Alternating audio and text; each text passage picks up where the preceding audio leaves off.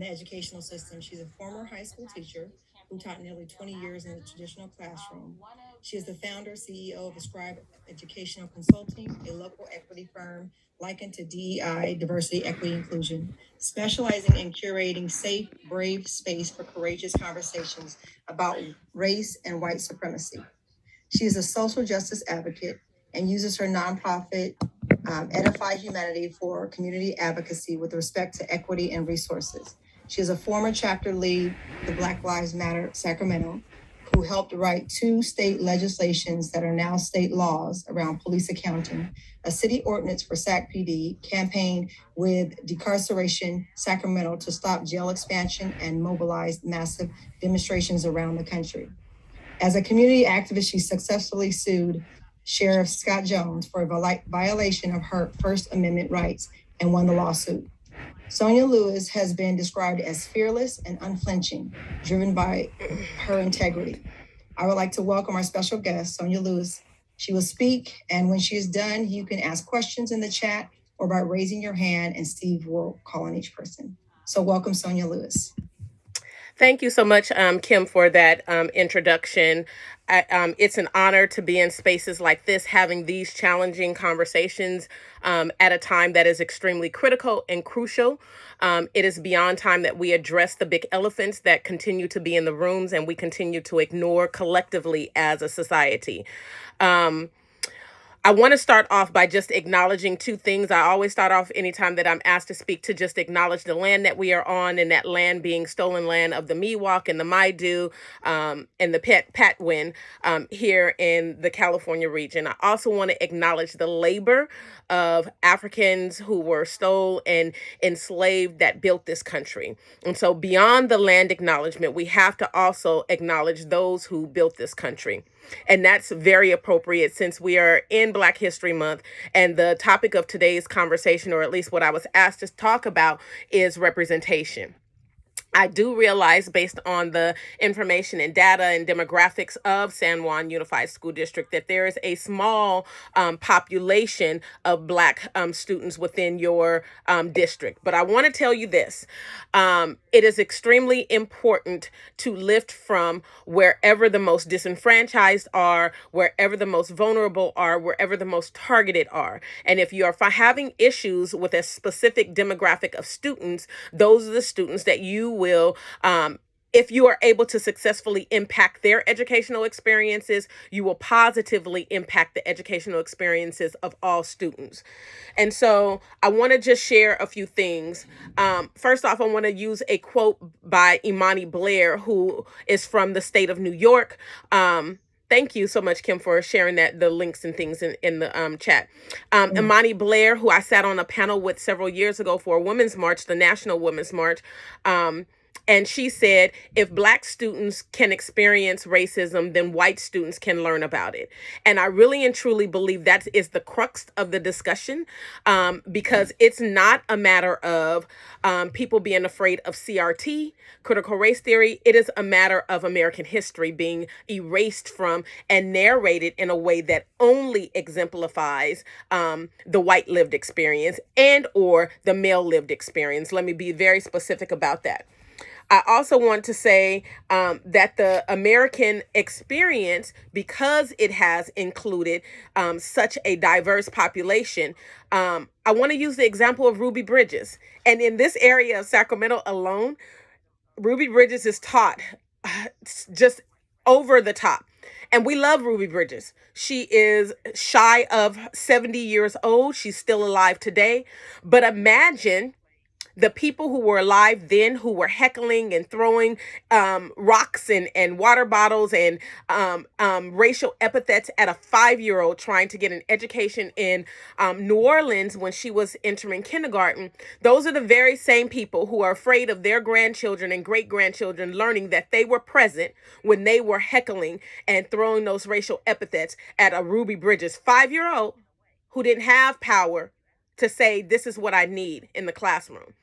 And so she was one part of the story that never gets talked about. There was one white teacher, from the city of Boston in Massachusetts, who volunteered to come down to New Orleans to be Ruby Bridges' teacher. Her entire kindergarten year, she was the only student in that class because the rest of the families who were attending that school in New Orleans refused to have their children in class with one black child.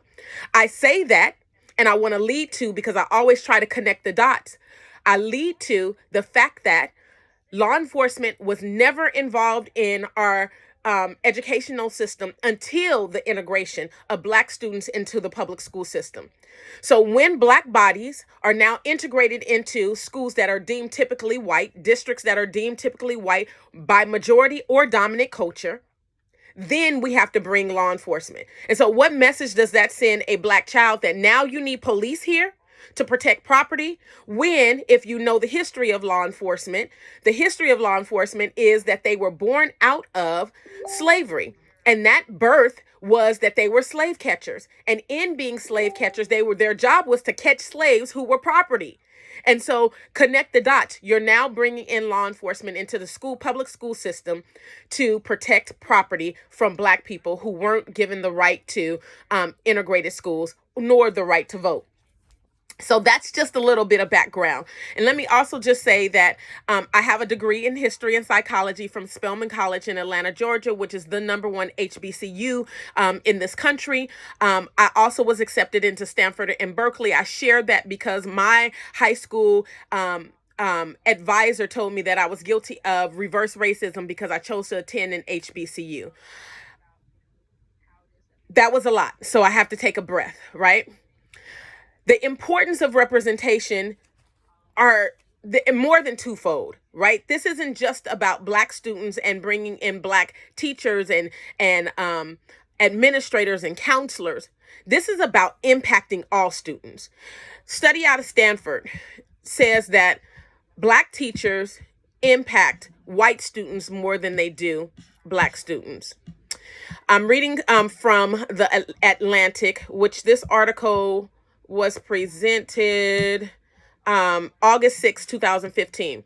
It says Noah Caruso, 17 years old, South Philly, he calls his home, known for cheesecake, pizza, and bakeries. I'm going to skip down to when he enrolled in high school. His entire educational career, he attended nearly all white schools within his school district.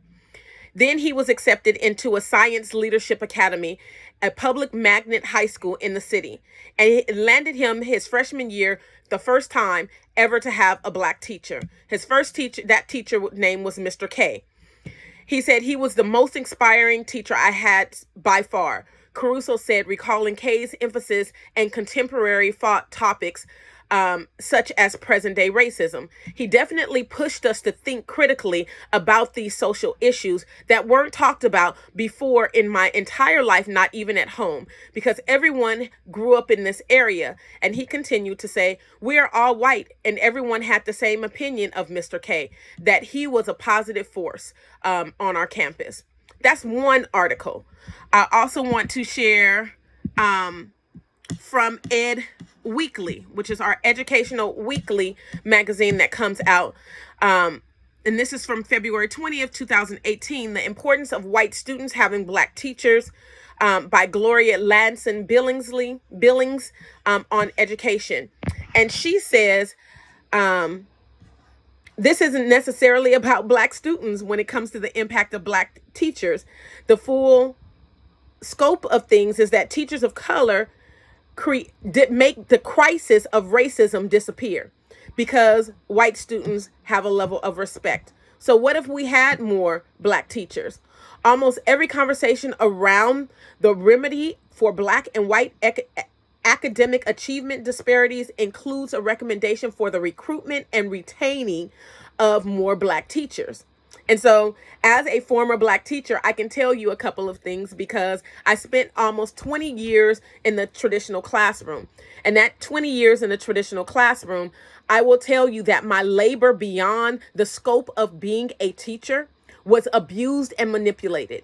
And so there's no wonder that I felt the stress, the anxiety, as well as a state of depression that I suffered near the end of my career, because the school district that I was working for, Sac City Unified at the time, was overburdening my capacity to even be impactful in the classroom because there were so many other expectations of me as a Black educator within the district. Another article that I wanted to reference, this comes from the Washington Post. It is titled Why Black Teachers Matter to Black and White Kids. And so this article was presented August 29th, 2020 by Valerie Strauss. And she says 15 years ago, when Hurricane Katrina swept into Louisiana from the Gulf of Mexico and decimated the port of New Orleans, included a long troubled school system. What rose in its place was a collection of charter schools that appeared very different from the district that preceded it.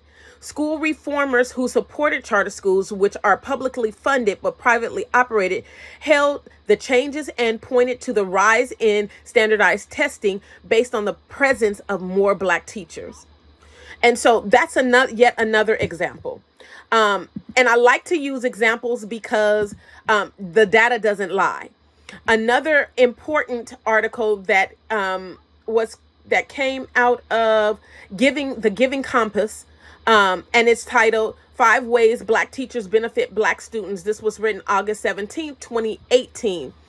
And it says reason number 1, Black students benefit, although the magnitude of the effects can differ. Numerous research indicates that there's a question of racial matching. A pairing of giving students with a teacher of the same racial ethnic background points to the same conclusion. All things being equal, Black students do better when they have and are taught by Black teachers. Reason number 2, it's about more than testing scores. For a long time, impact and racial matching, there is no research that is striking to the study of North Carolina students circulated last year by Seth Greensburg, Cassandra Hart, and Constance Lindsay in the findings that gained headlines around the country.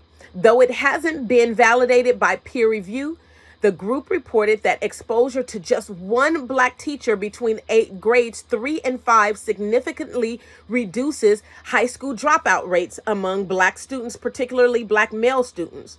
Reason number 3, why does matching work? The need for role models is one answer. And so just the sheer presence is about role modeling. It exposes students to the reality of the possibilities of possibilities. We can be anything in this world. And if there's no exposure, if there are no role models, if there's no representation, then what do Black students leave your school doors and campuses believing about themselves? Reason 4, another reason is the expectations matter. Oftentimes, and this is not a knock against any teacher who has good intentions to teach all students who come into their classroom, but there's this preconceived notion, there are implicit biases, there are blind spots that prevent oftentimes, not all times, but oftentimes, white teachers for having higher expectations of Black students. And so the hypothesis is that there's this power of expectation and how they differ amongst racial groups. And so multiple studies have suggested that white teachers simply have lower expectations of Black students than they do of white students. And case in point, because I'm a former member with Black Lives Matter Sacramento, when I was with the chapter, I had myself and our entire chapter had several conversations with not just high school students within San Juan Unified School District, but as well as school personnel with respects to incidences at not just Encina High School, Del Campo High School, Rio Americana High School, and El Camino High School. I can remember there was a student who was ultimately the valedictorian, I believe, of Encina High School, who started a Black student union chapter there at her high school, fought hard to have their presence heard and felt on that campus. And teachers on that campus didn't believe that she was in AP classes. And this is a student who had above a 4.0 grade point average and was excelling very high and was slated to go to any Ivy League college in this country. And she had white teachers on that campus who always asked her for her schedule to prove that she was in AP classes. Reason Reason number 5, matching also offers a unique window for school discipline, because this is what we know. Oftentimes, and again, this isn't a knock on the education system, but it is a reality check that oftentimes white counterparts and peers of black students, specifically black male students, behaving in the very same manner don't have the same consequences. And so we have to examine those kind of things.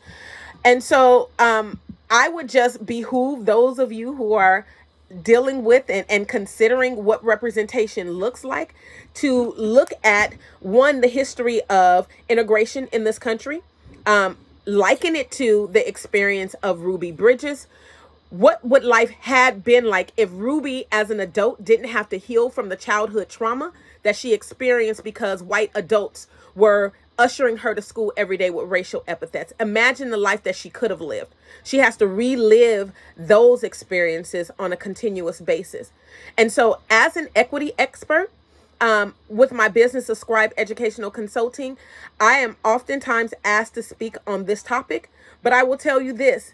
It is not limited to the experiences of behavior issues. It is not limited to the experiences of the mentorship and representation. It also goes beyond that. And I would be remiss if I did not say in Black History Month that a lot of the historically Black narratives that are shared year after year. And not only do you disconnect Black students from even feeling prideful or connected or excited about Black History Month, you also do that to white, indigenous, Latinx, Asian, all students, because they learn about the same 5 figures. And I'm sure you can name those 5 top Black icons: Dr. King, Rosa Parks, Harriet Tubman, Colin Powell, just to name a few, right? So if they learn about those same people year after year, and the school district isn't doing good due diligence to bring in other narratives into the story,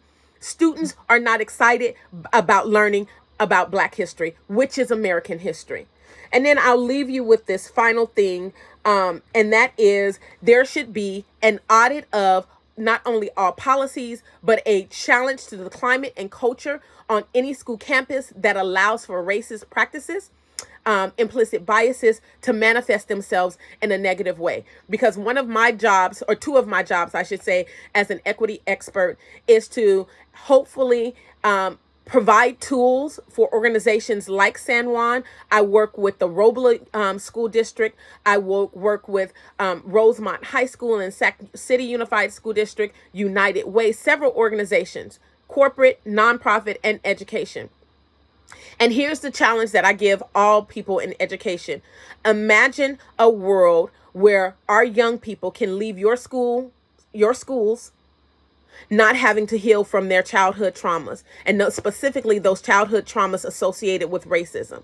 So I liken myself to a debt collector because my ancestors, unfortunately, were forced to live through the traumas. I am in my 50s now. I was forced to live through these traumas. My oldest child is 27. He was forced to live through these traumas, and my expectation is that my youngest, who is 9 years old, doesn't have to continue to live through these traumas experienced on school campuses around this country. The last resource that I want to share with you is this book in regards to Black Lives Matter at school. It is, when I was with Black Lives Matter, educators around this country got together to create curriculum so that no teacher across this country could have an excuse of why not to teach responsible, respectful, and intelligent curriculum about the Black lived experience. Yesterday in the news, we heard about a preschool teacher teaching a lesson of blackface, where she gave her preschool students a paper plate, told them to draw a blackface, and then put it on their faces. How inappropriate, how offensive. And the response from the school, this preschool, a monastery school, was to, 1, fire that teacher, but not look at the curriculum. They didn't blame the curriculum. They just said the curriculum wasn't taught well. And I call foul to that, because not only was that curriculum offensive, the apology shouldn't be if someone was offended. There should never be an if or but when someone is acknowledging harm that happens in community. And so I would just urge you all, if you are interested in decreasing suspension and expulsion rates and looking at equity across the board for this district, to really take a look at representation. If you are wanting to have a social, emotional, culture and climate change at your within your district, look at representation. If you are wanting to take steps forward that is inclusive, and inclusive doesn't just mean we're crossing our T's and dotting our I's and checking off the boxes that my teachers went through, my staff went through DEI training. No, this is really and truly about a culture and a mindset shift. And we have to teach children from age kindergarten about race. It is imperative that we start doing this now. And then finally, and I'll leave you with this, creating an anti-racist school learning environment is not just good for the students that leave your doors. It is good for their families. It is good for your community. And it is good working ethics for your working environment. And so that's what I would say in respects to why representation is important on any school campus. Oh, thank you so much, Ms. Lewis. That was wonderful. Does anyone have any questions for Sonia at this time? I know this is a hard conversation. It is. And so I'm sure that many people are uncomfortable, but it's okay to be uncomfortable. Absolutely. For us to have these conversations to move forward. Amber? Amber? Sorry. Amber, you can come off of mute. Sure. It sounded like someone else was going to hop in there. No, if they could raise their hand first. So go ahead, Amber. Okay. I really appreciated, son, sorry. I don't know if you can hear him in the background. I really appreciated your opening and just kind of acknowledging San Juan and the sort of, for lack of better words, reputation that the district has for being a very white district, and the very real experiences that our students have had. I particularly have been blown away by some of the things that I've heard at Rio Americano. And I wonder, I guess, less focused on the students and more so about teachers. I find that, their white fragility is real. And I think in schools, there's this very fine balance of wanting to present as a team and administration have the staff's back in a way that it comes across as being dismissive of the experience of Black students and Black families.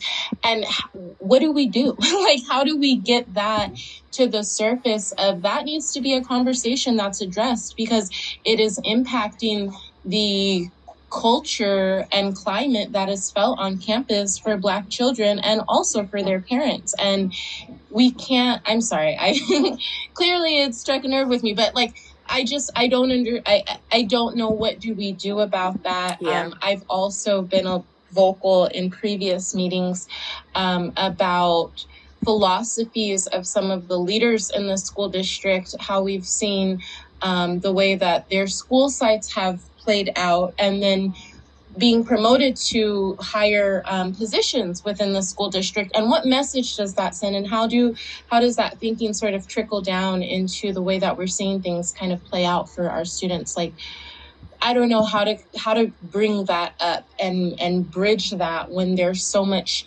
choice that's afforded to teachers and staff around what equity trainings they can or cannot participate in. It's frustrating. So. It is.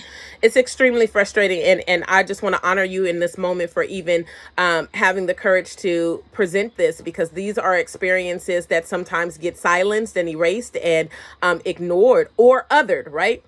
And so here are a couple of things that we have been seeing, especially post George Floyd.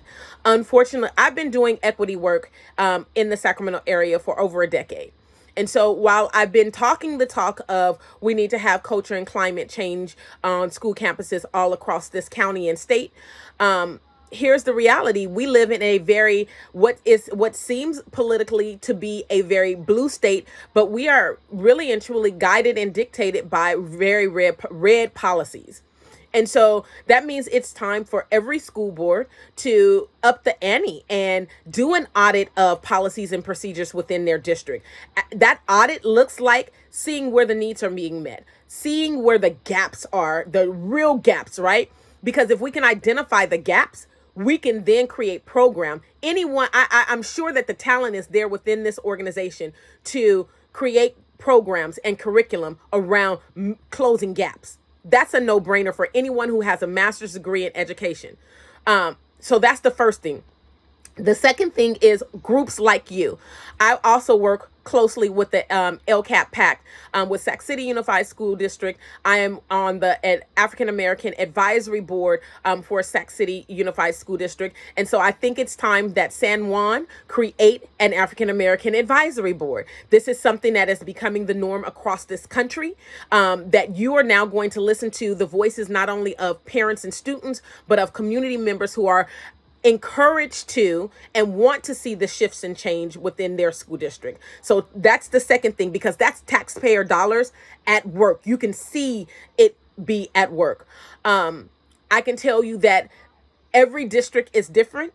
And how do I say this? So, for example, my contract that I work, and I'm into year 2 of a 5-year commitment with Robla School District, which is a small elementary school district here in Sac County, right? They have a little over 300 employees.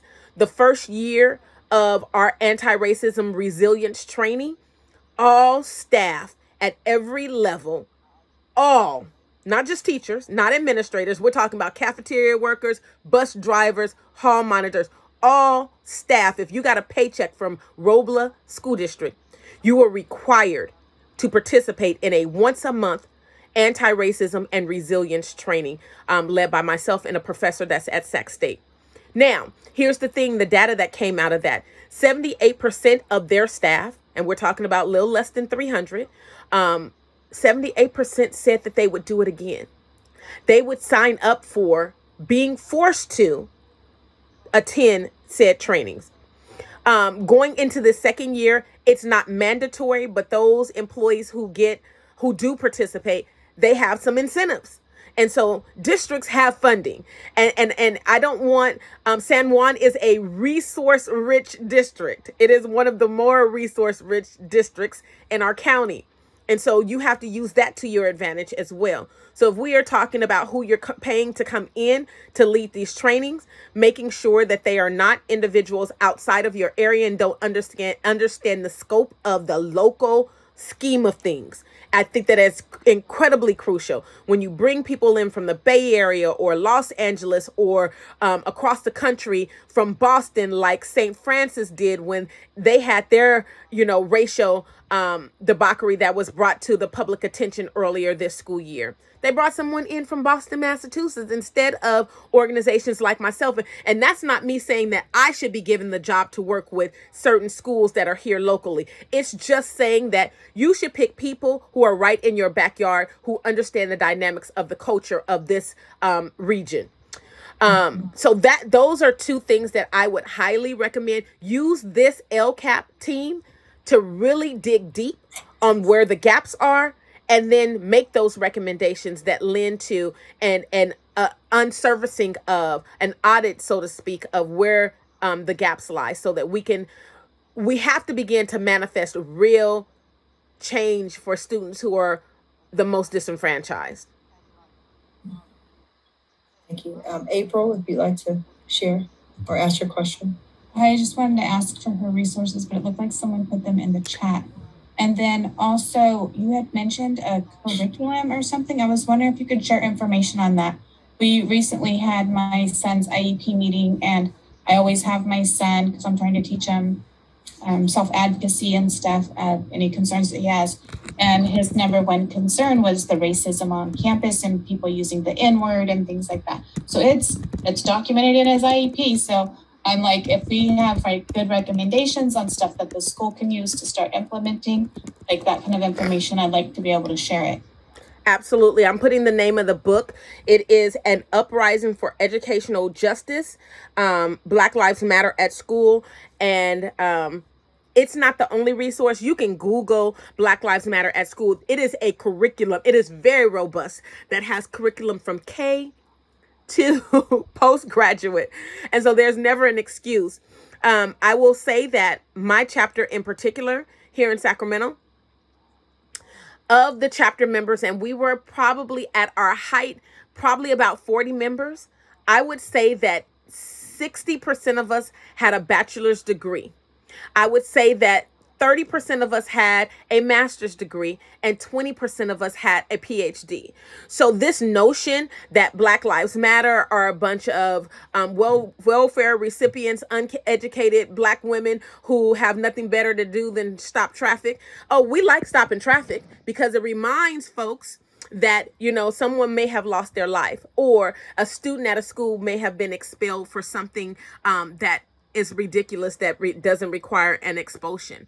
And so while it's important to know that a disruption is crucial to the movement, it's also important to note that attending school board meetings is important, and that challenging school board electees, right, because they're elected officials, that they could potentially be replaced. And so if that's a matter of a African American advisory board being organized within this district, and then determining who could be potential candidates to run for specific offices to represent the school board, and then putting some, you know, really some good groundwork, grassroots effort behind those campaigns, that can be major shifts within a district. I've seen it happen. We are waiting on it to happen in Elk Grove. That's where my kids attend school. But I've been seeing it happen and play out across the state over the past few years. I just have one thing to note, and then Tom, you'll be our last one to ask a question from Sonia.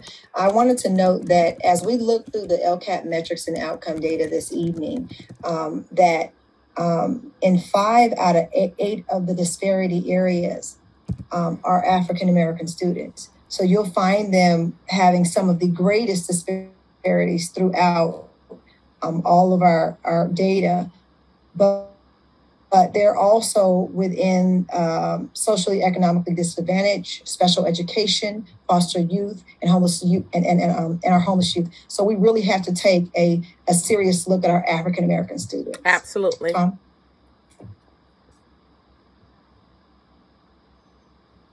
Take yourself off of mute, Tom. Oh, thank you. Okay, yeah, I'm glad that you referenced the LCAP metrics and outcomes data, because on page 2 of that document, we do have staffing ethnic diversity. And this is probably more of a question for staff. I appreciate the idea of, you know, connecting locally for the expertise of what's needed for ethnic diversity. So I guess my question is, have teachers in the San Juan School District that are Black teachers, that are teachers of color, have we connected with them to ask them what would make San Juan a more attractive, or what they could do to help attract more teachers of color, more Black teachers, to increase and to move that metric, to increase the diversity so it comes closer to matching the student diversity? I love that question and the direction that you're going, Tom. It's crucial. One of the tools and techniques that we use in this equity work is we do affinity grouping. And within an affinity group, folks who feel comfortable speaking about the same issues that impact them on a social emotional level when they come into their working environment, kind of demystifies the harm or trauma that they might be experiencing. And so gathering individuals who are in the African diaspora, be them Black, African American, or immigrant, right? Those experiences, those opinions and voices are valuable. And so it would behoove you not to tap on the talent that already exists within your district. And the way that I see some of those things playing out is, you know, Black folks love to congregate around food, you know, and I'm talking about the cultural norms of who we are as people, right? I mean, And that's just not Black culture. I'm just saying, if you're going to have a meeting and you're going to expect for Black folks to show up after hours and to give some extra work, there has to be some incentive in it. It's challenging enough showing up to work in white spaces where it's not a lot of you on a regular basis, to then not have some comfort to that gathering. And so I say that, not as a jab to who we are culturally. And other cultures have that as the same. Food is something that, we all love. But in having these meetings, there also has to be a sense of trust that this is not going to be something that's going to be here today and gone tomorrow. Because Black women in particular, we can see BS coming and going. And we can say, oh, this is this new thing that they're doing. And you're going to call on me for my labor. I'm going to give you my labor. You're going to tuck it away and put it into a nice written up report. And it's going to sit on the shelf. And then you're going to report out to the district at a district school board meeting. And it's going to say, oh, we have these gaps and we need to do this. And nothing gets done. And that is emotional labor. And I say that not only is it emotional labor, it is violent labor. It is expecting someone to show up for you and you don't show up for them. And that causes stress, that causes anxiety, that causes all of the mental and emotional health crises. We've seen it firsthand during COVID, where mental health and self-care have been highly talked about during this time period. And I would just say that if you're going to do something, to tread lightly and make sure that you have folks that they trust in the room, to make sure that it is handed off in a way that, that there's some trust that's there. It requires some relationship building. Yes, I agree. Well, at this time, I want to thank you, Sonia Lewis, for just coming, sharing with us, exposing the elephant in the room. For us, this is the beginning, and we will take all the information that you shared, and we are going to have further discussion about it. And we hope that you'll come back again after we've kind of digested some of this information and figured out how we might want to utilize it. But we really appreciate you for coming into our space and sharing your wealth of experience. Absolutely. It's my honor. Let me know. I'm here and I'm available. Thank you so much. All right. So at this time, we're going to move on to our committee business.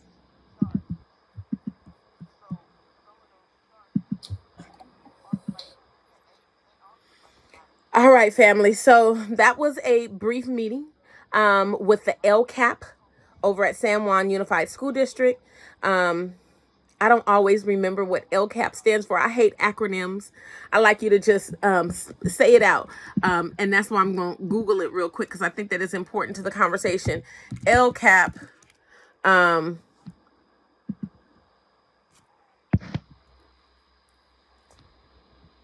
And then local control and accountability plan. So there are all of these plans that districts have to have these, not just plans, but they have to have folks within their organizations look at and dissect and see if they're meeting the mark. And so an LCAP is who is within community, sometimes it's teachers, educators, who is chiming in on the local control and accountability for any school district. It is a tool for educational agencies to set goals, to plan actions, and to leverage resources to meet the goals and improve student outcome. And so San Juan Unified School District is a predominantly Black, white school district. And let me pull up the numbers so that you even get a idea. So their student enrollment, they have 0.57% American Indian, which should say indigenous, right? 6.9% African American, 9% Asian, 0.91% Filipino, 25.4% Hispanic Latino, 0.6% Pacific Islander, 49.24% white, and 0.16 multiple races or no response. When it comes to English learners, ELL, English language learners. That means that English is not their first language. 16.5%. Low income. Here's the kicker. 47.2%. 0.4% are foster youth. 4.7% are homeless youth. But when you look at it, and if you were able to listen, some of those intersections from ethnicity to those other student groups, they cross. And so I would say easily that this is a district, even though it is primarily and predominantly white, some of their struggling white students would benefit from the centering and lifting of the one demographic, Black students. Because this is what we know. Think of it as a totem pole. So no, first let's think of it as a spectrum from white to Black. Everyone else in between. Let's just say white is where privilege is. Black is where disenfranchisement happens. If we flip it and put it on a totem pole like this, Black being on the bottom, white being on the top. If I lift, I'm lifting everybody.